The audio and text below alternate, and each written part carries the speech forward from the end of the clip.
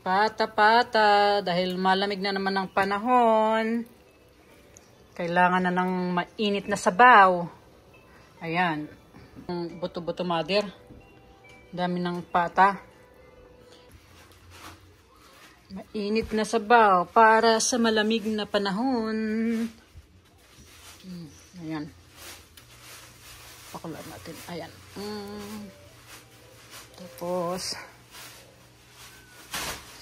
after an hour, now we have to add corn. Corn? Onions. Onion. Malambot na siguro ang ang mais. Kaya ito, haluan ko rin siya ng saba. Para. Bok choy.